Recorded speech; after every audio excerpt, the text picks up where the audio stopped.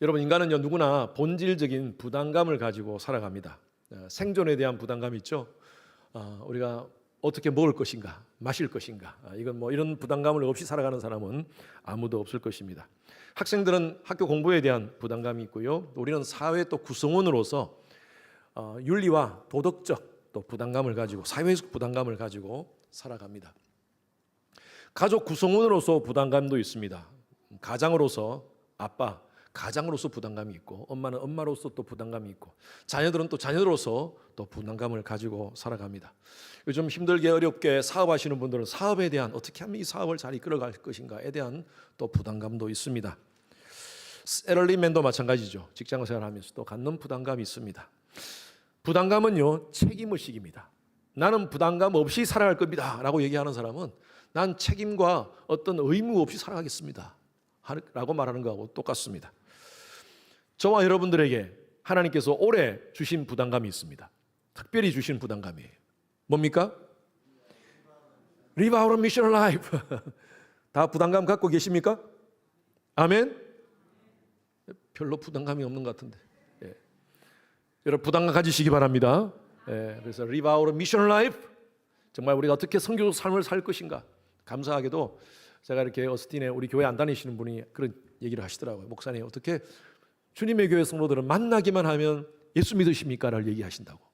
그래서 참 아마 그렇게 우리 부담감을 가지고 사시는 분들이 참 너무 많은 것 같습니다. 고맙습니다. 목사가 하자니까 또 하시는 게 여러분 너무 감사합니다. 하나님의 백성으로서 부담감이 있습니다. 그것이 뭐냐면 저는 그렇게 봐요. 하나님의 백성으로서 명예를 지키며 살아가야 된다는 부담감. 그걸 저는 이렇게 표현하고 싶어요. 거룩한 부담감. 예수를 믿고 하나님을 믿고 따르는데 나는 부담감 없이 지내겠다. 여러분 이것은요 내 책임을 하지 않겠다는 것입니다. 예수님을 따르는 것, 이것은요 대가 지불의 부담감을 가지고 따르는 것입니다. 어떤 희생과 헌신 없이 예수님을 따르는 것은 불가능합니다.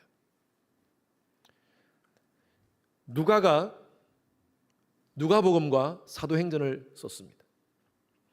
누가의 이 사도행전과 누가복음의 중요한 포커스가 뭐냐면요, 바로 대가 지불에 대한 제자의 삶입니다. 제자라면, 정말 예수의 제자라면 대가를 지불할 수 있는 그런 각오를 해야 된다는 것이죠. 누가복음에 보면 무리들이 나옵니다. 예수님을 따르는 많은 무리들이 나옵니다. 예수님을 바라보면서 예수님의 도를 따르려고 노력을 했습니다. 심지어 예수님의 제자라고 얘기했던 12명의 제자들도 예수님을 3년간 따라다녔습니다. 그런데 누가의 결론은 뭐냐면 그들도 예수의 제자가 아니었다는 것입니다. 그냥 무리에 불과했다는 거예요. 대표적으로 베드로도 예수님께서 내가 십자가에 달려 죽는다는 그 말씀을 하셨을 때 주님 그런 말씀하지 마십시오. 여기 있는 친구들이 다 도망간다 할지라도 나는 주를 따르겠습니다. 목숨 걸고 따르겠습니다. 그렇게 외쳤던 베드로도 예수님이 십자가에 달리는 그날 밤에 예수님을 3번 부인했습니다. 나는 예수를 모른다. 그리고 제자들 예수님이 십자가에 달릴 때 다 도망가 버렸어요. 누가복음을 통하여서 누가의 결론이 뭐냐면 제자들마저도 제자가 아니었다는 거예요. 무리였다는 것입니다. 무리. 그런데 그것으로 끝나는 것이 아니라 사도행전은 누가 썼습니까? 누가 썼습니까? 예, 누가가 썼습니다. 사도행전에서는 누가가 그 무리였던 제자들이 다시 모여서 성령의 충만함을 받고 주님 앞에 헌신을 합니다. 복음적 헌신을 합니다. 그래서 평생을 미셔널 라이프를 사는 그 스토리가 바로 사도행전의 스토리입니다. 이들이 무리였는데 진정한 제자가 되었다는 거예요. 그 어떻게 제자가 되는가? 대가 지불을 했다는 겁니다. 예수를 따르는데 대가 지불을 했다는 것이에요. 여러분 무리와 제자의 차이는요, 예수를 위해서 대가 지불을 하는 부담감을 갖는가 안 갖는가 여기 차이입니다. 오늘 한 인물이 나옵니다. 벨릭스라는 사람이에요. 이 사람은 AD 52년부터 60년까지 로마에서 파견된 유대의 총독이었습니다. 그 당시에 최고의 권위자였습니다. 그가 바울을 통해서 예수의 도를 듣습니다. 자, 그 말씀이 24절에 나와 있습니다. 24장 24절 우리 오늘 읽었던 말씀 앞부분입니다. 같이 읽습니다. 시작. 수일 후에 벨릭스가 그 아내 유다 여자 드루실라와 함께 와서 바울을 불러 그리스도 예수 믿는 도를 듣거늘. 벨릭스가 복음에 대한 관심을 가졌습니다. 그런데 복음을 받아들이지 못했어요. 단지 지적 동의로 끝나는 거예요. 아, 그게 그거구나. 예수의 도라는 것이 이런 거구나 라는 지적인 동의로 끝나버렸습니다. 왜 예수를 따르지 못했느냐? 부담감 때문에. 예수를 따르려면 자기가 지금까지 누리고 있는 모든 것들을 포기해야 되기 때문에 예수를 따르지 못합니다. 저는 이것을 오늘 이렇게 표현하고 싶어요. 벨릭스 신드롬, 벨릭스 증후군. 오늘날 교회 다니시는 분들 가운데서도 이 벨릭스 증후군에 빠져 있는 분들이 있습니다. 예수는 좋은데, 교회는 좋아. 교회 나와서 목사 얘기 듣고 또 이런 귀한 찬양도 하고 같이 하는 분위기도 좋아. 그런데 예수를 따르는 헌신까지는 못 가. 왜? 여러 가지 많은 방해적인 요소가 있습니다. 예수를 따르는데.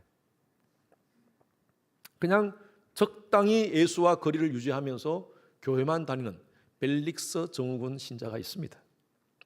여러분, 진짜로 예수를 믿으려면요, 부담감을 가지고 대가 지불의 각오를 하고 예수를 믿어야 될 줄로 믿습니다. 여러분, 그래서 첫 번째 같이 읽습니다. 시작. 벨릭스 신드롬의 관성에서 벗어나라. 여러분, 관성이라는 말 아시죠? 우리 학교 다닐 때 관성이라는 말을 배웠죠. 어떤 물체가 있으면 그 물체는 정지하거나 가만히 정지하는 물체는 계속 정지하려고 하고 있습니다. 움직이는 물체는 계속 움직이려고 하고 있습니다. 어떤 힘을 가하지 않고서는 그것은 계속 정지할 겁니다. 움직이는 물체는 계속 움직일 겁니다. 그게 관성이에요. 우리 삶도 마찬가지예요. 하던 대로 사는 겁니다. 하던 대로. 그냥 내가 내 사는 대로, 내가 지금까지 살아왔던 대로 그냥 살아가는 거예요. 이게 삶의 관성입니다. 역사가 요세푸스라는 사람의 기록에 의하면 이 벨릭스라는 사람은 노예 신분으로 로마 총독이 되었습니다. 어떻게 된지는 자세한 기록이 없습니다. 어떻게 하든 총독이 되어서 이 많은 것들을 누리고 살고 있습니다, 지금. 그런데 바울을 보니까 너무 신기한 거예요. 이 바울이 복음을 전하면서 이렇게까지 고통당하고 정말 많은 사람에게 모욕당하고 살 사람이 아니잖아요. 바리새인 중에 바리새인으로서 그 당시에 최고의 가브리엘 문화에서 공부했던 사람이었어요. 최고의 학부에서 공부했던 사람이었어요. 그리고 그 공회원 가운데, 유대인 공회원 가운데 한 사람이었어요. 그 당시에 그 의회가 있었는데 그 의회의 회원이었어요. 그 정도면요, 굉장히 아주 명예와 어떤 권력을 가진 사람이었어요. 그런데 그것을 다 버리고 예수라는 존재를 위해서 복음을 가지고 사람들에게 나아가 이렇게 모욕을 당하면서 사는 모습을 보고, 야, 이 친구 참 신통망통하다. 도대체 누구인가? 그래서 사도 바울을 부릅니다. 자주 부릅니다. 그래서 네가 알고 있는 예수의 도에 대해서 좀 얘기 좀 해봐라. 너 어떻게 예수 때문에 네가 이렇게 되었느냐? 예? 그렇게 얘기를 해요. 그런데 바울이 누굽니까? 예? 이 벨릭스 앞에서 25절 말씀 한 번 더 읽습니다. 시작. 바울이 의와 절제와 장차오는 심판을 강론하니 벨릭스가 두려워하여 생각. 지금은 가라. 내가 틈이 있으면 너를 부르리라 하고. 바울에게 살살살살 해가지고 내가 감옥에서 나올 수 있는 방법도 찾을 수 있어요. 바울이 벨릭스에게 얘기를 해서. 벨릭스 한마디면 모든 것을 다 해결할 수 있는 사람 아닙니까? 그런데 바울은 이 상황에서 예수 십자가 복음을 전합니다. 그런데 뭐라고 얘기했냐면 이 당시에 벨릭스가 아내가 셋이었습니다. 지금 세 번째가 아까 드루실라라는 그 유대 여인입니다. 그러니까 이 앞에서 얘기를 하는 거예요. 하나님 안에서 의롭게 살지 못하면, 절제하지 못하고 살지 못하면 심판이 너에게 임할 것이다. 아마 이렇게 얘기했을 거예요. 아마 성경은 그렇게 써있지 않지만, 네가 계속 이렇게 살면, 너 정신없이 이렇게 살면 하나님의 의로 절제하지 못하는 너의 삶에 심판이 임할 것이다. 여러분, 부담스럽잖아요. 그런 소리 좀 하지 마. 아니야, 해야 돼. 나는 내가 해야 되는 게 나의 책임이야. 난 너를 바라보니까 내가 그 부담감이 있어. 너는 예수님 알아야 돼. 너 복음 알아야 돼. 아마 이렇게 얘기한 거예요. 그러니까 뭐라 합니까? 벨릭스가 두려워하여 대답하되 가라, 가라. 내가 나중에 너 부를게. 지금 회개하고 지금 예수님을 만나야 되는데 나중에 할게. 여러분, 우리가 전도하다 보면 그런 사람들 만납니다. 아유, 차차 믿을게, 차차 믿을게. 아유, 자꾸 나한테 그런 얘기 하지 마세요. 제 아내가 지금 한국을 들어가 있는데 친척들 모임에서 이모가 예수를 안 믿어요. 그래서 이모에게 너무 가슴이 답답해서 이모 예수 믿으세요 하면서 막 예수에 대해서 막 얘기를 하는 거예요. 그 이모가 아유, 나 차차 믿을게, 차차 믿을게. 나중에 얘기해라, 차차 믿을게.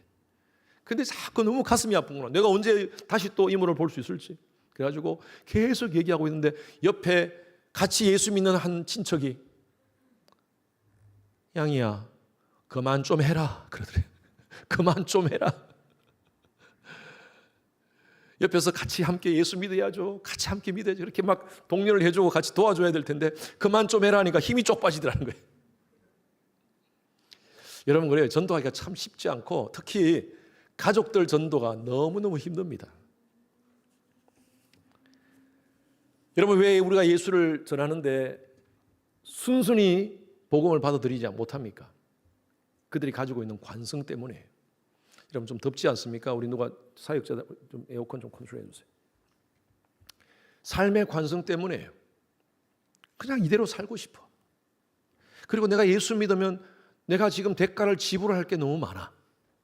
내가 지금 즐겁게 일요일 날 나와가지고 딴 데 가서 골프도 치고 이 시간 재밌게 놀 일도 많은데 교회에 나와야 되는 그것도 이제 처음부터 이 지불해야 될 대가야. 착하게 살아야 되잖아. 정직하게 살아야 되잖아. 그것도 부담스러워. 아니, 나 같은 사람이 어떻게 예수를 믿어? 그래서 사람들이요, 잘 복음을 받아들이지 못해요. 그래서 관성대로 사는 거예요. 삶의 관성대로 사는 겁니다. 예수 안 믿는 사람은 그렇지만 교회를 다니는 분들 가운데서도 삶의 관성에서 벗어나지 못하는 분들이 있어요. 그런 분들은 이렇게 무리로 모여서 있는데 진짜 예수의 제자로서의 삶을 살지 못해요. 10년, 20년, 30년 교회를 다니면서 예수에 대해서 너무나 잘 알고 성경에 대해서 나름대로 많이 안다고 하는데 진짜 예수의 제자가 되지 못해요. 결정적인 순간에 빠집니다. 왜 그런 줄 아세요? 내가 지금 하던 대로가 너무 편해. 이 관성을 벗어나고 싶은 마음이 없어. 부담스러워. 여러분, 우리가 예수 믿으려고 그러면요, 제대로 예수의 제자가 되려면요, 내가 잘못된 습관에서 한번 벗어나야 됩니다. 그 관성을 깨트려야 돼요. 내가 하던 대로 다 할 거 다 하면서 예수 믿기 전에 하던 거 다 하면서 예수의 제자 못 됩니다. 진정한 신앙적 삶은요, 부정한 나의 자아를 완전히 방향 전환시켜야 됩니다. 그래야지 이것이 진짜 예수 믿는 삶이에요. 그래서 사도 바울이 그렇게 고백했잖아요. 날마다 우리 속에 부정한 그런 욕망이 끓어오르니까요, 바울은 이렇게 고백합니다. 나는 날마다 죽노라. 내 속에 있는 욕망을 날마다 죽이는 거예요. 반복적인 죄를 짓고 살면서 하나님은 용서하시지. 예, 맞습니다. 하나님은 용서하십니다. 그런데 하나님이 사랑하는 하나님의 백성들이 죄를 짓는 것에 대한 부담감을 갖지 않고 그냥 부담 없이 죄를 짓는 그런 모습을 보면 하나님이 언젠가는 깨닫게 하세요. 사인을 주시고 깨닫게 하세요. 그래서 돌이켜야 됩니다. 진짜 복음을 통해서 하나님의 은혜와 복을 누리기를 원한다면 돌이켜야 돼요.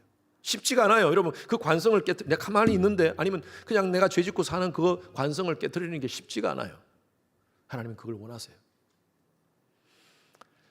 우리가 만약에 달라스를 가기 위해서 35를 탑니다. 탔는데 35분을 탔는데 보니까 어스틴 다운타운을 지나가고 있어요.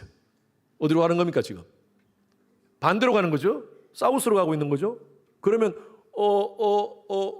잘못 가네 그렇게 말만 하면 됩니까? 아니에요. 어떻게 해야 됩니까? 빠져나와야 돼요. 엑시스에서 나와야 돼요. 그리고 돌아야 돼요. 그래서 다시 북쪽으로 올려야 돼요. 그래야지 내가 원하는 달라스로 갈 수 있습니다. 우리의 삶도 마찬가지입니다. 내가 계속 습관적인 죄를 짓고 있어요. 이렇게 가면 안 되는데, 이렇게 가면 안 되는데 계속 그냥 가요. 내 삶의 관성이 그냥 그대로 계속 가는 거예요. 그러면 멕시코 넘어가는 거예요.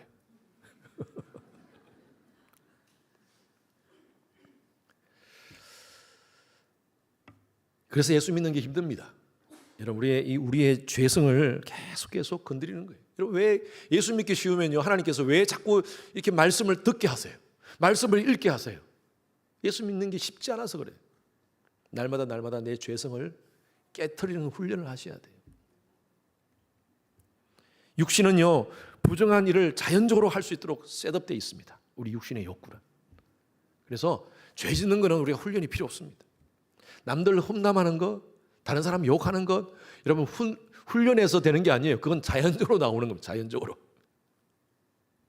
제가 지난주에 설교 때 말씀드렸나요? 모여가지고 남 험담하는 건 밤새도록 할 수 있어요. 돌아가면서 그 사람 험담해. 근데 한 사람을 두고 칭찬하는 건 5분도 못해. 그래서 그 자리에 떠지를 못하니까요. 화장실도 못 가. 왜? 내가 자리를 뜨면 내 뒤에서 또 그 사람들이 나를 또 험담할까 싶었어. 이게 인간의 욕구예요. 죄 짓는 거는요, 훈련할 필요가 없어요. 자연스럽게 죄를 짓는 거예요. 밤새도록 카드 도박하고 술 마시고 그렇게 하는 것은 너무너무 내 육신이 원하는 것이니까 그렇게 할 수 있어요. 그런데 말씀 읽고 기도하는 거는, 예배 드리는 거는 쉽지가 않아요.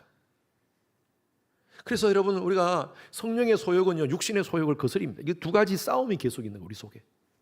그래서 사도 바울이 오죽하면 그렇게 고백했겠어요. 로마서 7장에 오라 나는 곤고한 자로다. 누가 이 사망의 몸에서 나를 건져내랴. 하나님의 은혜밖에 없다는 거예요. 하나님의 은혜밖에. 여러분, 이 물이 이게 만약에 empty라고 봅시다. 이 병에 공기가 꽉 차 있어요.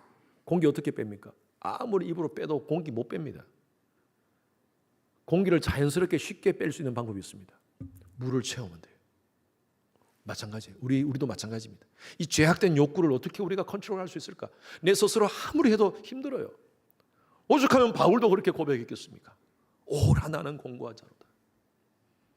여러분, 오라 나는 공고한 자로다, 이건요 정말 속상하다는 게 속상. 내가 바르게 하나님 성령의 욕구대로, 성령의 소욕대로 살고 싶은데 내 속에 있는 다른 욕구가 나를 자꾸 끌어당긴다는 거예요. 육체의 소욕. 너무너무 속상하다는 거예요. 여러분, 우리는 이런 것에 대한 부담감을 서로 가져야 돼요. 진짜 예수를 믿는다면 내 속에 있는 이 부적절한 이런 육신의 욕구, 이것에 대해서 네가 어떻게 할 것인가. 그래서 말씀하고 말씀 보고 기도하는 삶이 그만큼 중요한 거예요. 그거 외에서는 다른 방법이 없습니다. 그냥 나 이대로 그냥 교회 다니지 뭐, 이대로 신앙생활 하지. 전혀 변화 없습니다. 매주 목사 설교 듣는다 하더라도 이 말씀이 여러분 귀에만 울리고 여러분 가슴이 울리질 못해요. 삶의 변화가 없는 거예요. 벨릭스 정오군에서 벗어나는 여러분 되시기를 주님 여러분을 축원합니다. 부담을 가지셔야 돼요. 두 번째, 시작.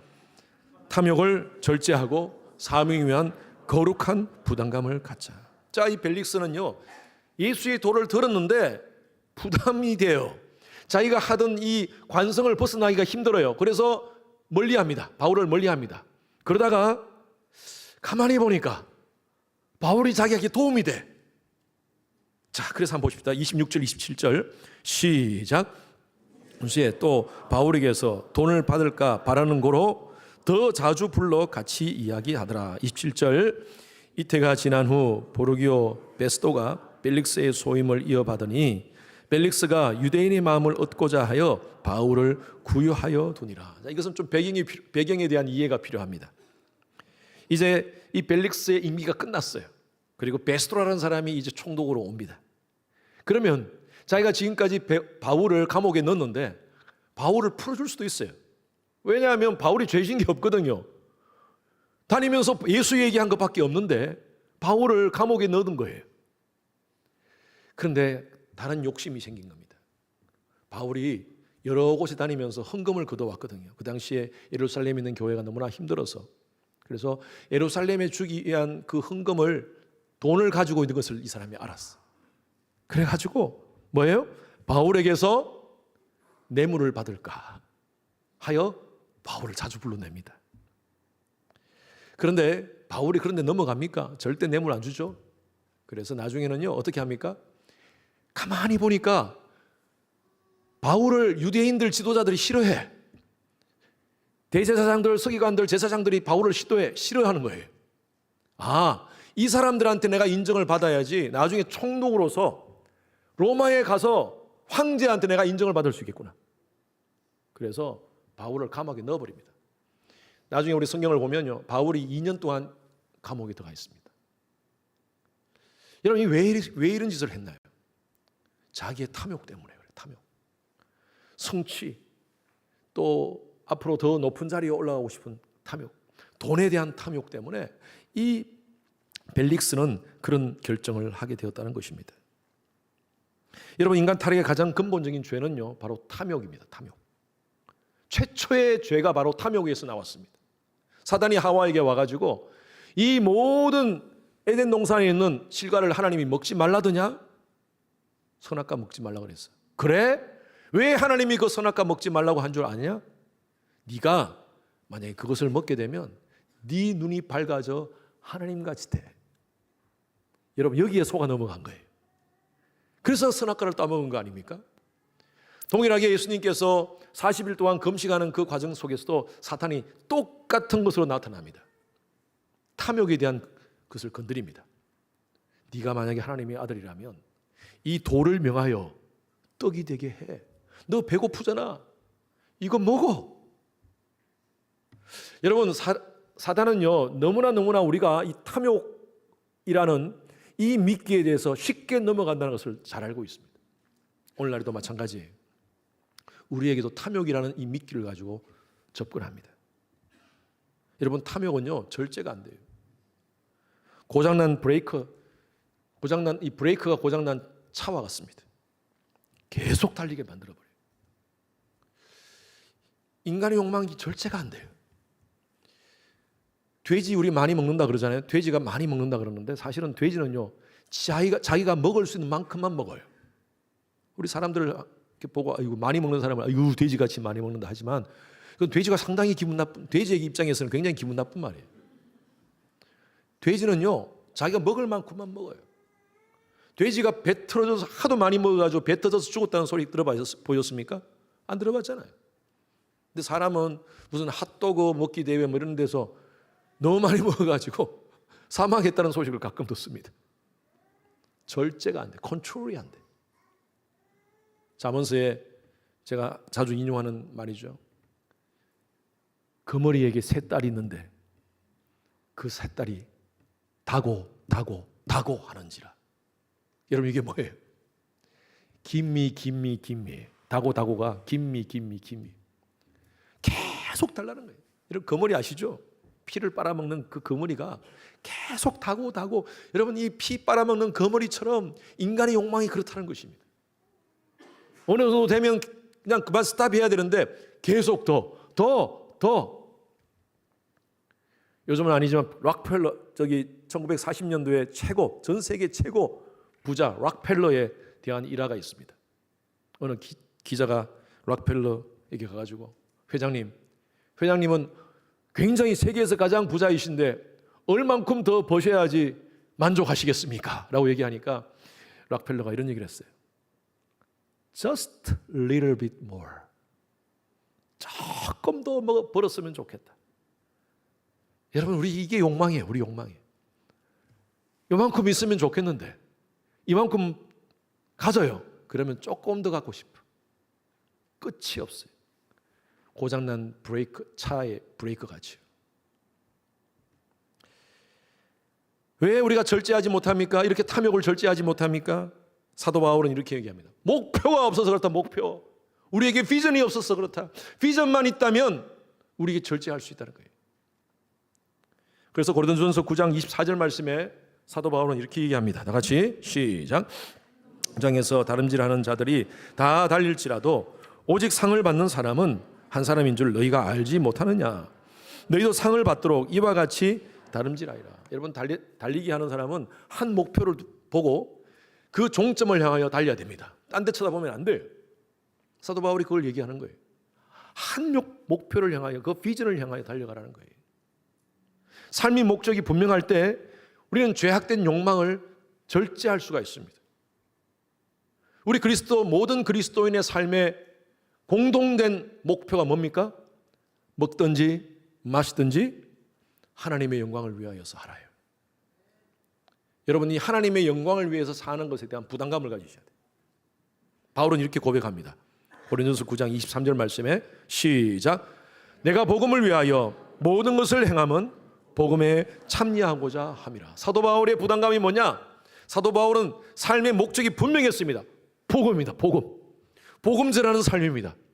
다른 말로 미셔널 라이프예요. 이것을 위해서 내가 모든 것을 절제할 수 있다는 거예요. 심지어 내가 지금까지 가지고 있던 모든 것을 배설물로 여기겠다고 얘기합니다. 거룩한 부담감이, 하나님 나라에 대한 부담감이, 내 욕망이 아니라 하나님의 소원을 이루어드리는 것에 대한 부담감. 이것이 바로 그리스도인, 진짜 예수의 제자가 가져야 될 부담감입니다. 저는 오늘 세 가지로 여러분들에게 짧게 이 사명적 부담감에 대해서 나누고 싶습니다. 첫 번째, 신분에 대한 부담감을 가지시기 바랍니다. 저와 여러분들이 누굽니까? 예수의 보혈로 구속받은 하나님의 자녀인 줄로 믿습니다. 여러분, 하나님의 자녀로서의 명예를 지키며 사시기 바랍니다. 네? 세상 사람들은 우리가 하나님 예수 믿는 거 알아요. 하나님의 자녀답게 살아야 돼요. 우린 크리스찬이라고 그러지 않습니까? 크리스찬. 예수께 속한 자를 크라이스트 아니에요. 크리스찬이에요. 예수께 속한 자예요.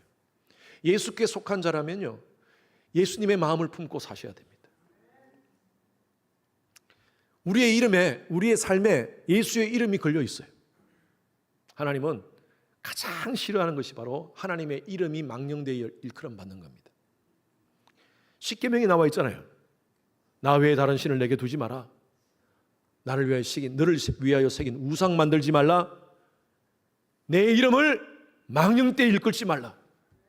여러분, 하나님은 자기의 이름이 훼손되는 거 싫어하세요. 저와 여러분들은 하나님의 자녀라는 이름이 걸려 있어요. 그래서 여러분, 하나님의 자녀로서의 신분을 지키며 살아가시는 여러분 되시길 간절히 축원합니다. 두 번째로는요, 공동체에 대한 부담감입니다. 내가 소속된 공동체, 지금 주님의 교회입니다. 저와 여러분들은요, 이 교회에 대한 우리가 부담감을 가지고 살아야 돼요. 다른 교회 갈 수 있어요. 여러분, 다른 교회 가실 수 있죠. 그러나 지금 하나님께서 이번 2025년 9월 달 오늘 이 시간에 여러분들은 주님의 교회 교인으로 등록되어 있어요. 여러분, 아멘입니까? 기쁘십니까? 예, 그러면 우리가 주님의 교회 가족으로서의 부담감을 가지셔야 돼요. 이 부담감이 뭐냐? 저는요, 19년 전에 제가 주님의 교회 처음 와서 그때 제 마음에는, 주님, 제가 이전에 있었던 교회, 캘리포니아에 있었던 교회는 아주 큰 교회였는데 계속 싸우는 거예요. 장로님들이 막 목회자를 향하여 소리치고 계속 회의를 하면서 싸우고 하는 저는 그 모습을 보면서, 하나님, 이게 교회입니까? 사람은 많고 건물은 크고 이런데 이게 무슨 교회입니까? 제 마음에, 부목사로서 제가 마음에 그런 마음을 가졌어요. 주님의 교회에 제가 청빙되었을 때 제가 그런 마음입니다. 하나님, 큰 교회, 건물 큰 교회, 성도들이 많이 모이는 그런 교회 싫습니다. 건강한 교회. 하나님, 제가 섬기는 교회는 건강한 교회가 되고 싶습니다. 그래서 처음에 왔을 때는요, 우리 교인 주일 오후 예배 1시 예배 드렸어요. 미국 교회 빌려가지고 교인들 한 20명 모여서 너무 좋았어요. 하나님, 건강한 교회로 성장하게 해주십시오. 하나님께서 한 2년 후에 이 건물을 주셨어요. 이게 진짜 기적이었습니다. 몇 명 안 되는 성도님들이 앉아있는데, 와, 이거 언제 다 채우나. 여러분, 그럴 때는 목사가 부담감이 있습니다. 네? 건물에 사람을 채워야 된다는 부담감이 있습니다. 그런데 제가 자꾸 초심을 가지려고 했어요. 하나님, 그렇죠, 많은 성도들보다도 건강한 교회 되게 해주십시오. 그렇게 지금까지 목회하면서 왔습니다. 많은 성도님들 보내주셨고요. 또 우리가 하나님께서 또 건물도 새로운 건물도 허락해 주셨습니다. 여러분 제 마음에는 초심을 갖고 싶은 마음이 있습니다. 어스틴에서 건물 큰 교회, 사람이 많은 모이는 교회 그렇게 인정받기보다는 건강한 교회. 그래서 여러분 우리가 새로운 교회 건물로 가지만 우리 성도님들이 같은 마음으로 부담감을 가졌으면 좋겠어요. 우리 주님의 교회 건강한 교회 되게 하소서. 아멘. 몸만 크면 뭐합니까? 덩치만 크면 뭐합니까? 허약 체질인데. 그래서 우리는 점점 덩치도 커지고 있어요. 그렇지만 건강하게 성장할 수 있도록 같은 마음을 가져주십시오. 여러분 교회에 대한 그런 부담감을 가지고 함께 기도하시는 여러분 되시기를 주님 이름으로 축원합니다. 세 번째, 사명에 대한 부담감입니다. 사명. 이 사명은 바로 각자에게 주어진 일입니다. 여러분 각자에게 주신 일이 있어요. 여러분 각자의 직업이 있지 않습니까? 여러분 그 직업으로 우리가 해야 될 일이 있어요. 아까 말씀드린 대로 하나님의 영광을 위해서 사셔야 됩니다. 그것에 대한 부담감이에요. 내가 가지고 있는 이 직업으로 어떻게 하나님 나라를 확장할 것인가? 이게 미셔널 라이프예요. 아직도 복음 내 주위에는 복음을 모르는 사람이 있다면 그들에게 복음을 전해야 됩니다. 내가 매일매일 만나는데 그 사람을 전혀 그 사람에게 지금 제가 미셔널 라이프를 외치면서 live out a missional life를 외친 게 지금 8개월이 지났는데 내가 만나는 사람에게 한 번도 예수 옛자도 얘기하지 않았다면 이런 부담감 없이 지내는 겁니다. 사명에 대한 부담감을 망각하고 사는 거예요. 매일 내가 만나는 사람이라면 여러분 그 사람에게 예수님 얘기하셔야 돼요. 그저께 어떤 분이 그렇게 얘기하더라고요. 목사님, 주님의 교회 성도를 통하여서 예수님을 처음 들었습니다. 내 주위에 예수 믿는 사람들 참 많았는데 주님의 교회 성도를 통하여서 예수님 믿으라는 것을 처음 들었다는 거예요. 얼마나 감사해요. 제가 저한테 그 얘기를 하니까 제가 아이고 할렐루야 그랬어요. 여러분 그랬으면 진짜 우리 모든 성도님들이 그랬으면 좋겠어요. 여러분들을 통하여서 예수님이라는 그 이름을 많이 들었으면 좋겠어요. 사람들이 만나는 사람마다 예수님 믿으십시오. 여러분 그 부담감을 가지셔야 돼요. 어떤 분이 선교사님이신데 선교사님은 어릴 때부터 고등학교 때부터 중국집에 가서 짜장면 먹을 때마다 가슴이 막 뛰고 설레야 돼요. 그리고 중국집 간판만 보면 부담감이 가진대요. 그래서 중국 선교사로 헌신했습니다. 그 얘기를 하고 싶어서 이분이 그 얘기를 하는 거예요. 중국 선교사로 내가 그래서 헌신했습니다. 중국 가서 사역을 하고 있다고 그렇게 하시는 말씀이 있는데 여러분 우리가 해야 될 일이 보면요 우리 가슴이 설레입니다. 저는 지금 우리 선교팀들과 함께 같이 네팔 선교팀들과 함께 가슴이 설레요. 어제도 같이 기도하면서 너무 가슴이 설레요. 가서 우리가 이렇게 잘 준비해서 가서 선교사님에게 위로가 되고 힘이 되고 또 그곳에 있는 많은 영혼들이 우리의 섬김을 통해서 VBS 말씀 복음 말씀 설교 사역 그리고 의료 사역 이런 것들을 통해서 그들이 예수님을 만난다면 여러분 얼마나 기쁘겠습니까? 이 설레임이 있어요.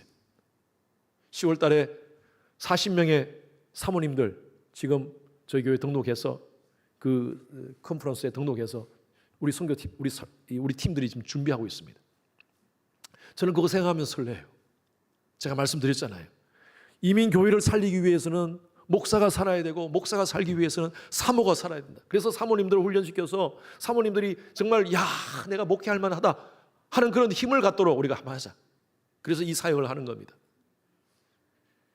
이 사역을 통하여서 짧은 시간이지만 사모님들이 위로받고 회복되고 그곳에 가서 각자의 사역지에 가서 40여 교회 지역에 가서 그곳에서 목사님에게 힘을 주고 목사님이 그 힘을 받아서 목회를 잘 감당한다면 여러분 우리는요 40교회를 섬기는 겁니다. 할렐루야. 얼마나 가슴이 떨리는 일입니까? 이게 우리 교회가 할 이런 사명이에요.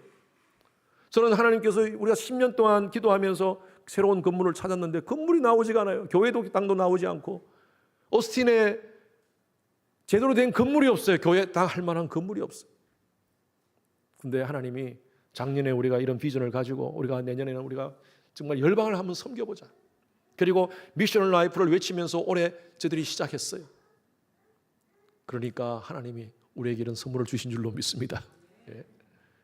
우리가 하나님 일 하고 하나님은 우리 일 해 주시고. 할렐루야. 여러분, 우리는 이런 사명을 가지고 살아야 됩니다. 먹고 사는 거 중요하죠. 여러분, 먹고 사는 거 중요합니다. 열심히 하십시오. 그런데 왜 먹고 살아야 됩니까? 하나님의 영광을 위해서요. 할렐루야. 여러분, 이 사명에 대한 부담감을 가지시기 바랍니다. 예배에 대한 부담감을 가지시기 바랍니다. 성도의 가장 중요한 사명은 바로 예배입니다. 주일 예배 겨우 나오시는 분이 있어요. 전화하면 목사님 몇 주간 빠지니까 제가 전화해요. 한 주 빠진다고 전화 안 합니다. 거의 한 달 빠지면 제가 전화합니다. 제가 직접 전화합니다. 왜냐하면 제가 보고서를 다 보기 때문에. 이렇게 계속 빠지니까 제가 전화드리죠. 아니 이렇게 교회 계속 빠졌는데요. 어디 출장 갔다 오셨습니까? 아니면 여행 갔다 오셨습니까? 아니요, 어스틴 있었어요. 아니 교회를 다니는 사람이 어떻게 예배를 빠지고 주일날 딴 데 가서 그렇게 지냅니까? 그게 하나님의 성도입니까? 하나님을 섬기는 겁니까? 라고 얘기하면 시험 당할까 싶어서 그런 얘기 못해요. 목회자가 마음이 약해서. 아이고 그러세요? 아이고 그렇겠네요. 이렇게밖에 못해요. 속으로는 제가 버글버글 끓는데. 아니 골프를 치러 가야 됩니까? 예배를 가야 됩니까? 이 성도가 고민해야 될 문제예요. 이거 내가 이 시간에 나가서 지금 어떻게 가서 친구를 만나서 놀아야 됩니까? 아니면 교회 가야 됩니까? 이거 고민할 문제가 아니잖아요. 이거는 당연히 예수 믿는 사람은 주일날 교회 나와야 돼요. 이게 부담입니까? 아니에요. 마땅히 해야 될 일이에요. 저는 여러분들이 예배에 대한 확실한 부담감을 가졌으면 좋겠어요. 감사하게도 우리 교회가 한 10분 정도 북쪽으로 올라가니까 지금 막 부담감을 갖는 분들이 많아졌어요. 목사님 10분 거리인데요, 교회가. 어떤 분은 7분 거리래, 7분. 새벽기도 가야 될 것 같은데. 고민하지 마세요, 그냥. 나오시면 되지, 그냥. 그거 왜 고민하세요. 부담 갖는 거 좋아요, 부담감. 예. 그런데도 뭐, 교회가 가까이 온다 해도 부담감 전혀 안 갖는 분들은 계속 그렇게 가지십시오. 예, 같이 마시십시오. 그러나 성령이 계시다면 부담감을 가지셔야 됩니다. 성경 공부도 마찬가지예요. 제가 이렇게 여러분들에게 통촉하옵나이다 하고 이렇게 올려드리는데 전혀 목사님이 저렇게 해도 나는 뭐 내 관성이 움직이지가 않아. 나는 내 관성대로 살래 하시는 분이 없겠죠. 네. 부담감을 가지셔야 돼요. 우리 같이 성장하고요. 같이 함께 주를 섬깁시다. 아멘. 성경 공부를 왜 못합니까? 어떤 분은 그래요. 간증에 대한 부담감이 있대요. 간증. 여러분 간증은 긴장이 되는 거죠. 부담감이 아닙니다. 그래서 모든 사람이 다 간증시키는 건 아니지만 그러나 여러분 간증은 내가 말씀을 받고 내 삶이 간증을 통해서 정리하는 거예요. 그리고 내가 그 간증을 했을 때 다른 사람이 은혜를 받아요. 여러분 이것이 얼마나 큰 은혜인지 몰라요. 마치 간증 때문에 성경 공부 안 하겠다는 분은 아이 놓는 게 힘들어서 아이 안 놓겠다는 거하고 똑같은 거예요. 아이 놓는 거 힘듭니다. 그렇지만 아이를 우리가 성장시키면서 키우면서 얻는 그 행복은 말할 수가 없어요. 뭐 저는 아이를 안 낳아봐서 모르겠지만 우리 자매님들 그렇죠? 그렇죠? 아이를 키우면서 오는 행복은요. 아이 놓을 때 그 아픔 그거하고 비교할 수가 없이 더 행복해요. 그렇기 때문에 아이 처음 놓고 둘째도 놓고 셋째도 놓고 넷째도 놓지 않습니까? 여러분 성경 공부하면서 우리 시간 써야 돼요. 시간 헌신해야 돼요. 그렇지만 그보다 더 큰 은혜와 복이 우리에게 있는 줄로 믿습니다. 부담감을 가지고 그렇게 한번 헌신해 봅시다. 여러분 내가 실수해서 내가 잘못해서 그런 것으로 내가 예수님의 십자가를 진다고 생각하지 마십시오. 그런 분들이 가끔 계세요. 내가 지금 고통당하는 게 내가 실수해서 내가 잘못한 건데 예수의 십자가를 지고 있다라고 얘기하시는 분이 계세요. 책에서 제가 봤는데 어떤 분이 구치소에 들어갔어요. 목사님이 찾아와서 신방을 왔습니다. 이분이 사고를 쳤어요. 분명한 사고를 잘못했어요. 그래서 목사님 와가지고 얼마나 힘드세요? 라고 얘기하니까 이분이 이런 얘기를 했대요. 목사님, 예수님 십자가도 지셨는데 저는 이 정도 십자가 지는 거 감당할 만합니다. 이렇게 하겠대요. 예수님이 지는 십자가를 대신 지는 겁니까 지금? 그거는 내가 잘못한 것에 대한 대가를 지불하는 거예요. 여러분 우리가 주님을 위한 제가 지금 오늘 말씀드리는 이 부담감은요. 주를 위한 대가 지불이에요. 복음을 위해서 예수님 증거하다가 우리가 때로는 손해 볼 수도 있고 다른 사람한테 왕따 당할 수도 있습니다. 여러분, 이거 각오하자는 거예요. 이거 각오하자는 거예요. 복음을 위해서. 그런 자에게 하나님께서 은혜와 복을 궁극적으로 주실 줄로 믿습니다. 여러분, 우리에게 예수 그리스도의 피 묻은 십자가 복음이 있습니다. 이 십자가의 복음을 훼손하지 마십시오. 내가 너를 지명하여 불렀나니 너는 내 것이다. 주께서 주신 하나님의 은혜예요. 이 은혜 기억하면서 사명적 부담감을 가지고 신앙하시어 진정한 예수의 제자가 되시기를 주님 이름으로 축원합니다. 우리 이 찬양 같이 함께 부르겠습니다. 은혜 아니면 살아갈 수가 없네.